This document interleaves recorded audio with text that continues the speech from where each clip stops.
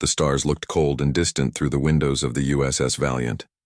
Captain Jake Morrison sat in his command chair, watching the endless black space around them. His ship was 3 weeks into a routine patrol mission on the outer edge of human space. Nothing exciting ever happened out here, and that was usually fine with him. "Captain, we're getting something strange on the long-range sensors," said Tony Kim from his communications station. The young officer looked confused as he stared at his screen. Jake turned his chair toward Tony. "What kind of strange?" "It's a distress signal, sir, but it's not coming from any human ship. The frequency is all wrong, and the language—" Tony paused, listening to his headset. "I think it might be alien." Commander Lisa Grant looked up from her navigation console. She had been Jake's second in command for 2 years, and he trusted her judgment completely. "How far away is the signal coming from?" Tony worked on his computer for a moment. "About 6 hours at maximum speed, ma'am. But Captain, there's something else. I've been trying to decode the message, and I think I know who's sending it." Jake felt a cold feeling in his stomach. "Who?" "The Zephyrians, sir." The bridge went quiet. Everyone knew about the Zephyrians. They were one of the most advanced alien races in the galaxy. Their ships were faster than human vessels, their weapons were stronger, and their technology was centuries ahead of anything humans had developed. They were also known for one other thing: they hated humans. For the past 50 years, the Zephyrians had blocked human expansion into certain parts of space. They treated human diplomats like insects. They had never attacked human ships directly, but they made it clear that they thought humans were a lower form of life. "Are you sure it's them?" Jake asked. Tony nodded. "Yes, sir. I've been studying their language patterns for months. This is definitely Zephyrian, and it's definitely a distress call." Chief Engineer Pete Rodriguez came onto the bridge, wiping grease from his hands with a cloth. Pete was a short, stocky man who could fix anything that broke on the ship. "Did someone say the Zephyrians are in trouble?" "Looks that way," Jake said. "Tony, can you understand what they're saying?" Tony put his hand to his earpiece and listened carefully. "It's hard to make out all the words, but I think they're saying something about being trapped. And there's something about a star. They keep saying the word for dying or death." Dr. Amy Walsh entered the bridge from the medical bay. She was the ship's doctor and also their expert on alien biology. "I heard we picked up an alien signal. Is it true it's from the Zephyrians?" "That's what we're trying to figure out," Jake said.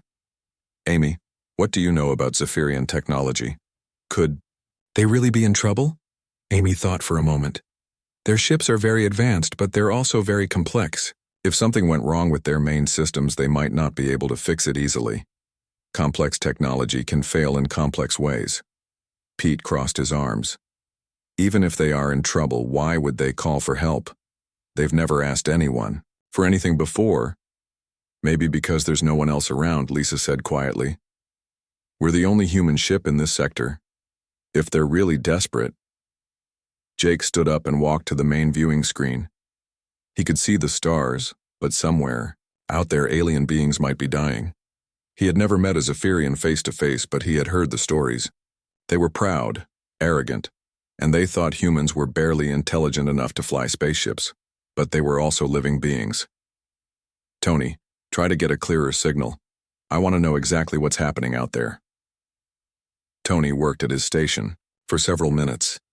The bridge was quiet except for the soft hum of the ship's engines and the beeping of computers. Finally, Tony looked up with a serious expression. "Captain, I've got a clearer translation. The message is from someone called Fleet Commander Zal Thek. He's saying that his fleet is trapped in orbit around a dying star. Their engines are dead and they can't escape. The star is collapsing and they don't have much time." "How many ships?" Jake asked. 12 ships, sir, and Captain—" Tony's voice got quieter. "He's saying there are over 50,000 Zephyrians on those ships." The number hit Jake like a punch to the stomach. 50,000 lives. Men, women, children. Even if they were aliens who hated humans, they were still people with families and dreams. "What's our current mission status?" Jake asked Lisa. "We're supposed to finish our patrol and return to Earth base in 2 weeks. No urgent orders, just routine exploration and monitoring." Pete looked at Jake with concern. Captain, even if we wanted to help them, what could we do? The Valiant is just one ship. We're not equipped for a rescue mission of that size. And there's another problem, Amy added. If their star is really collapsing, the area around it will be extremely dangerous. The radiation alone could kill us before we even get close. Jake knew they were right. The smart thing to do would be to report the distress call to Earth Command and let them decide what to do. By the time help arrived, it would probably be too late, but at least it wouldn't be his responsibility. He thought about the Zephyrian commander, Zalthek, who had probably never spoken to a human before. The alien leader must be desperate to send a general distress call, knowing that only humans were close enough to help. Jake tried to imagine how much pride the Zephyrian had to swallow to ask for help from a species he considered inferior. "Sir?" Lisa asked quietly. "What are your orders?" Jake looked around at his crew. Tony was young and eager, always ready for an adventure. Lisa was steady and reliable, the kind of officer who would follow him anywhere. Pete was practical and honest, never afraid to tell Jake when an idea was stupid. Amy was compassionate and smart, always thinking about how to help people. They were good people, and he was about to ask them to risk their lives for aliens who had never shown them anything but contempt. "Plot a course for the Zephyrian fleet," Jake said finally. "Maximum speed." Pete stared at him.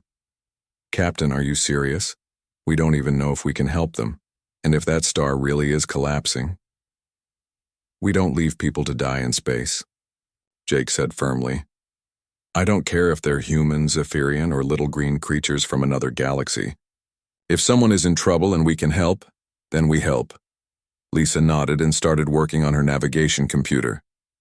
"Course plotted, Captain. 6 hours and 20 minutes at maximum speed." "Tony, send a message back to the Zephyrians. Tell them, we received their distress call and we're coming to help." Tony's fingers moved quickly over his controls. A few moments later, he looked up with surprise. "Captain, they're responding. Commander Zalthek is, well, he doesn't sound happy that it's humans coming to help, but he's sending us the coordinates and details about their situation. I guess beggars can't be choosers," Pete muttered. As the Valiant changed course and accelerated toward the dying star, Jake felt a mixture of determination and fear. He had no idea if they could actually save 50,000 Zephyrians, but he knew one thing for certain: they had to try.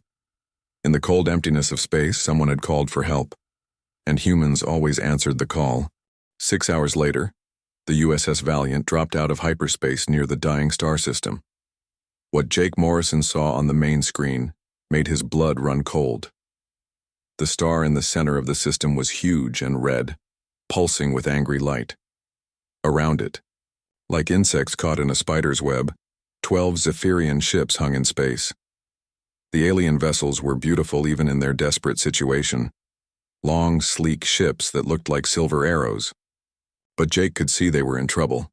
Several ships had scorch marks on their hulls, and all of them were too close to the dangerous star. "My God," whispered Dr. Amy Walsh as she stepped onto the bridge. "Look at the size of that star." Tony, Kim was busy at his communication station, his face pale. "Captain, I'm getting readings from the Zephyrian fleet. Their ships are caught in the star's gravity. They're being pulled closer every hour." "How long do they have?" Jake asked. Tony worked on his computer, checking the numbers again and again. "At their current rate of descent, maybe 18 hours before they're pulled into the star's surface." Commander Lisa Grant studied her navigation screens. "Captain, that star isn't just big. It's unstable.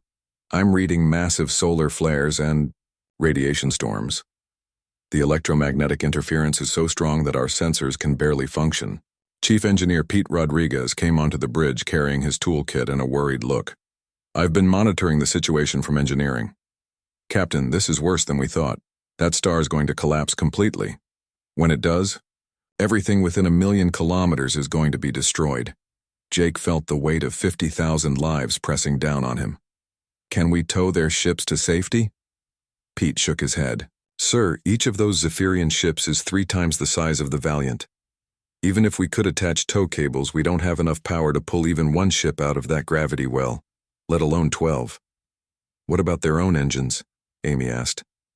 That's the problem, Tony said, listening to messages from the alien fleet. I'm getting reports from their engineers. They had something called a cascade failure in their quantum drive systems. It's like their engines didn't just break. They broke in a way that makes it impossible to fix them with the parts they have.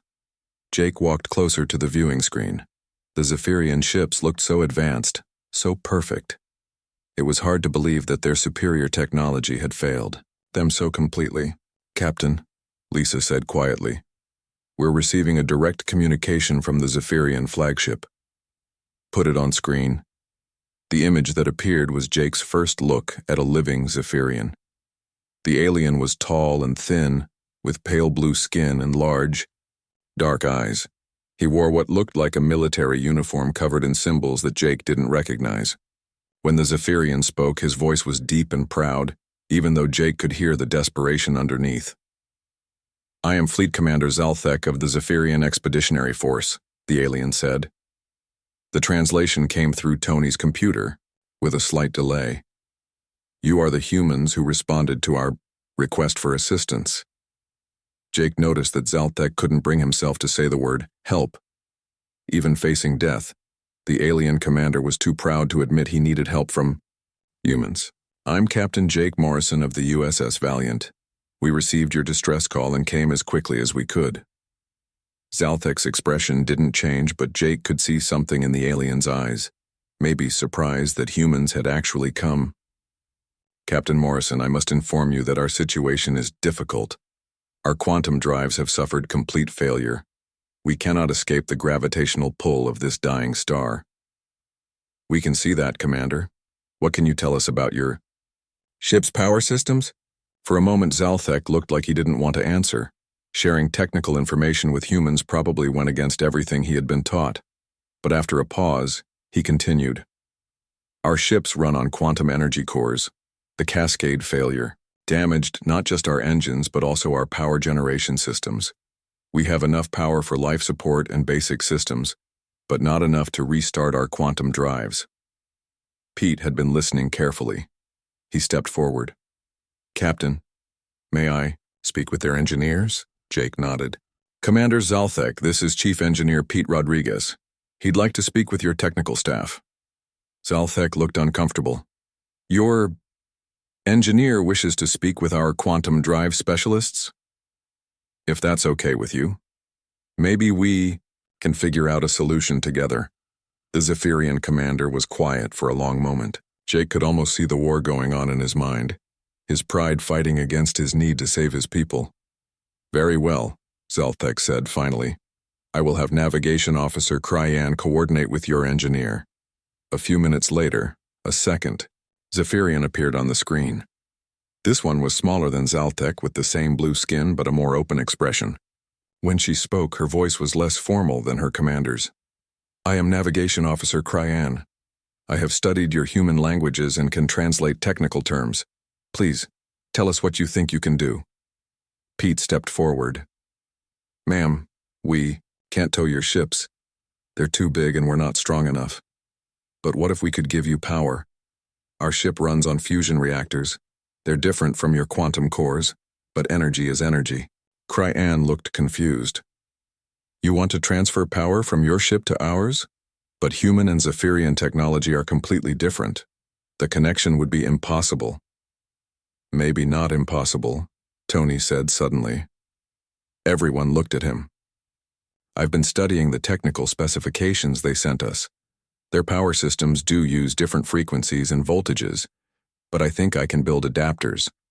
It would be like using a translator for electricity instead of words. Amy frowned. But if we give them our power, what happens to us? Pete was already thinking through the problem. We'd have to transfer power from our main engines to their quantum drives. It would mean shutting down our own propulsion systems. While we're doing it, we'd be stuck here too, at least temporarily. Lisa checked her navigation computer. And Captain, there's another problem. To transfer power safely, we'd have to get very close to each ship. In this radiation storm, with the star's gravity pulling us around, that's extremely dangerous flying. Jake looked at the faces of his crew. They all understood what he was thinking. The plan was risky, maybe impossible. They would have to shut down their own engines and fly dangerous maneuvers near a dying star. If anything went wrong, they would all die together. How long would each power transfer take? Jake asked. Pete calculated quickly. To give each ship enough power to restart their quantum drives? Maybe 30 minutes per ship. 12 ships means 6 hours of transfers. 6 hours, Jake repeated. And how long until that star collapses? Lisa checked her readings again. Maybe 12 hours, possibly less. The math was tight, but it might be possible. Jake looked at the image of Navigation Officer Cryan on the screen. Unlike her commander, she looked hopeful. Maybe she believed that humans were crazy enough to try something this dangerous. Commander Zalthek, Jake said, we're going to try to save your people, but we need your ships to cooperate completely with our maneuvers. Can you do that? The Zephyrian commander's expression was unreadable. You would risk your own lives for us, even though we have never been friends to your people? Jake smiled. Commander, in space, we're all just trying to survive. We help each other or we all die alone. For the first time, Zalthek's proud expression softened slightly. Very well, Captain Morrison. We will trust you with our lives.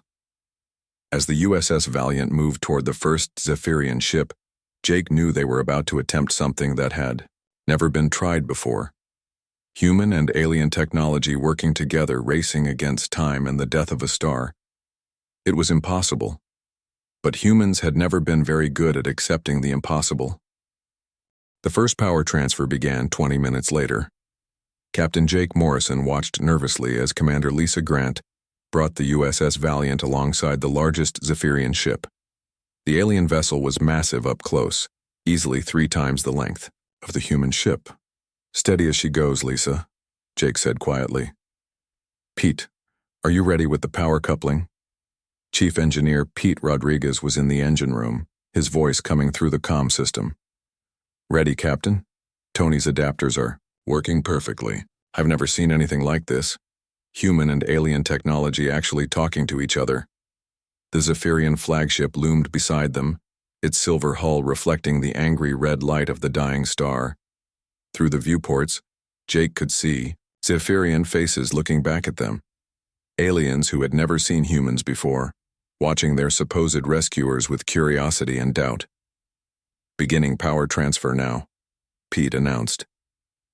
Jake felt the ship vibrate as power flowed from the Valiant's fusion reactors into the alien vessel. The lights on the bridge dimmed slightly as their energy reserves dropped. How's it looking, Pete? Jake asked. Good so far, Captain. Their quantum cores are starting to charge. It's going to take about 30 minutes to give them enough power to restart their engines. Navigation Officer Cryan's voice came through the communication system. Captain Morrison, we are receiving power successfully. Our engineers are amazed. They say this should be impossible, but your systems are actually compatible with ours. Human engineering, Tony Kim said with a grin. We make things work even when they shouldn't. Everything seemed to be going well until the star decided to remind them how dangerous their situation was. A massive solar flare erupted from the star's surface, sending a wave of radiation and electromagnetic energy toward the ships. Incoming solar flare, Lisa shouted. Impact in 30 seconds. Pete, can you disconnect the power coupling? Jake asked urgently. Not in 30 seconds, Captain. We're right in the middle of the transfer. Jake had to make a split-second decision.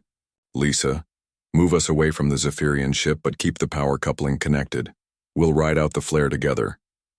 Sir, that's going to put massive stress on the coupling cable. Do it. Lisa fired the maneuvering thrusters, and the Valiant moved away from the alien ship just as the solar flare hit. The power coupling cable stretched between the two vessels, sparking and crackling with electrical discharge. Both ships shook violently as the radiation wave passed over them. Coupling cable is holding, Pete reported, his voice strained. But, barely.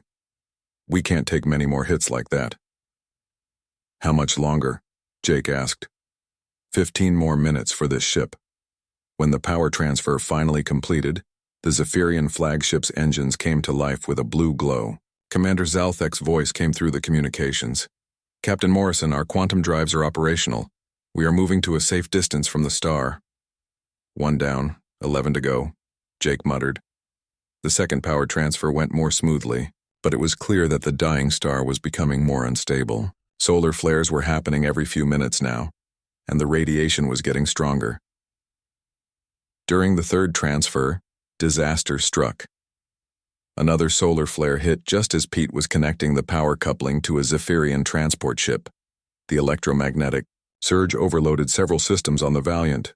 We've lost main navigation, Lisa reported, and the artificial gravity is fluctuating. Medical emergency and engineering. Dr. Amy Walsh's voice came over the comm. Pete's been injured. Jake's heart sank. Without Pete, they couldn't continue the power transfers, and without main navigation, they could barely fly the ship safely. Amy, how bad is it? Jake asked as he headed toward the engine room. Bad. The power surge threw him against a bulkhead. He's unconscious and has a serious head injury. I need to get him to medical bay immediately. Jake found Pete unconscious on the floor of engineering, blood on his forehead. Amy was already working on him with her medical scanner. Can you save him? Jake asked. I think so, but he needs surgery.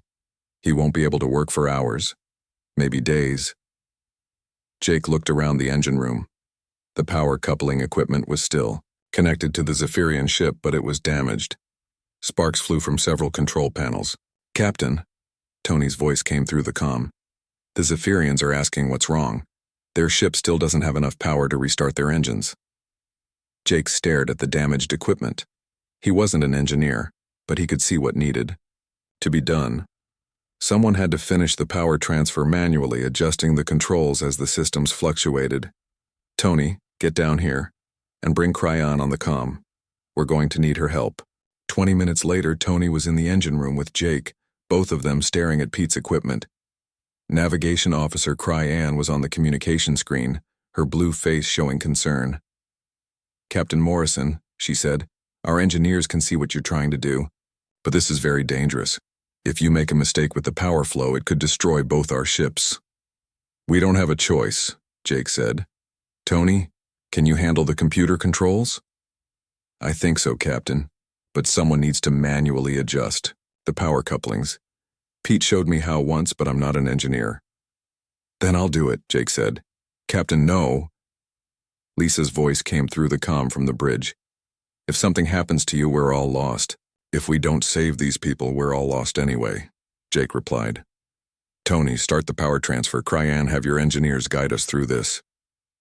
For the next 30 minutes, Jake worked with equipment he barely understood, following instructions from an alien engineer while Tony managed the computer systems. Sweat poured down Jake's face as he adjusted power flows and rerouted energy systems. Power transfer at 60%, Tony reported. 80%, he said a few minutes later. 95%. Almost there, Captain. Just as they reached full power transfer, another solar flare hit. This one was the biggest yet, and it overloaded the power coupling completely. Jake was thrown backward as electricity arced through the engine room. Captain, Tony shouted. Jake got to his feet, his hands burned but still functional. Did it work? Yes, sir. The Zephyrian ship has full power. Through the viewing port, Jake could see the alien transport ship's engines come to life. It moved away from the dying star, its blue exhaust trail bright against the red starlight. 3 ships saved, Jake said. 9 to go. But as they moved toward the 4th Zephyrian vessel, Jake could see the star was collapsing faster than they had expected. The surface was beginning to buckle and fold in on itself. Captain, Lisa's voice was urgent. I'm reading massive gravitational fluctuations. That star is going to collapse completely in less than 6 hours. Jake did the math quickly. 9 ships, 30 minutes each, 4.5 hours minimum, and that was if everything went perfectly. But nothing had gone perfectly. So far, we can do this, he told his crew. We have to. As the USS Valiant approached the 4th alien ship, Jake realized they were racing against time and the laws of physics. The star was dying faster than they could save the Zephyrian fleet. But humans had never been good at giving up, especially when lives were at stake. Beginning 4th power transfer, Tony announced. In the distance, the star pulsed with angry red light. counting down the minutes until its final collapse.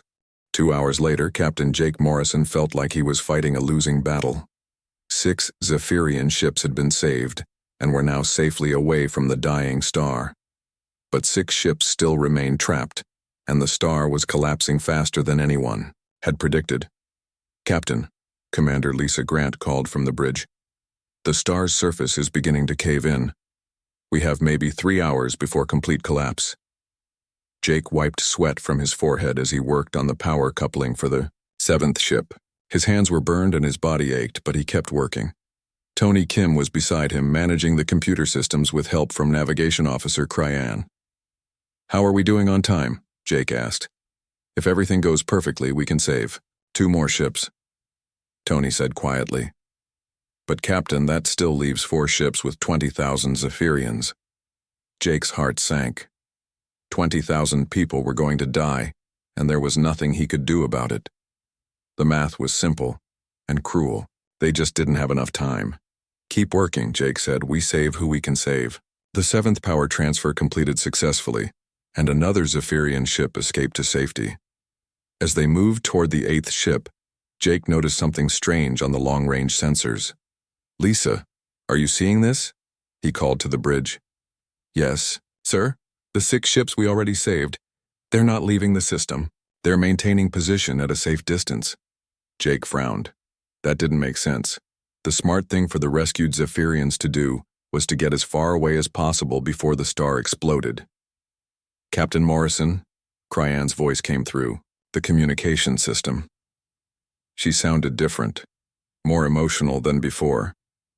"I have been translating conversations between our rescued ships and Fleet Commander Zalthek. There is something you should know." "What is it?" "The commander is arguing with the captains of the saved ships. They want to help you rescue the remaining vessels, but he is ordering them to leave the system immediately." Jake paused in his work. "They want to help us?" "Yes." "Captain Morrison, our people have never seen anything like what your crew is doing. You are risking your lives for aliens who have treated humans badly for 50 years. Our ship captains are moved by this. They say it is not right to abandon you." Tony looked up from his computer. "Captain, if they helped us, we could save everyone. Their ships are faster and more maneuverable than ours. They could handle the power transfers more safely." But Jake shook his head. "Tony, we can't ask them to risk their lives. They're safe now. That's what matters." The 8th power transfer took longer than expected because of increased solar activity. By the time it was finished, they had less than 2 hours before the star's final collapse. 2 ships left," Jake said as they approached the 9th Zephyrian vessel. "We can do this." But as they began the 9th power transfer, the worst solar flare yet erupted from the dying star. The electromagnetic pulse was so strong that it knocked out half the systems on the USS Valiant. "We've lost main power," Lisa shouted from the bridge, switching to emergency systems. In the engine room, Jake watched in horror as the power coupling equipment died. Without main power, they couldn't complete the transfer. The 9th Zephyrian ship was stuck with only partial power, not enough to escape. "Can we restart the main power?" Jake asked. Tony checked his readings. "Not without Pete, Captain. The surge damaged too many systems. We need at least 2 hours to repair everything." Jake felt defeat wash over him. 2 hours they didn't have. 2 ships and 8,000 Zephyrians were going to die because the USS Valiant was out of power.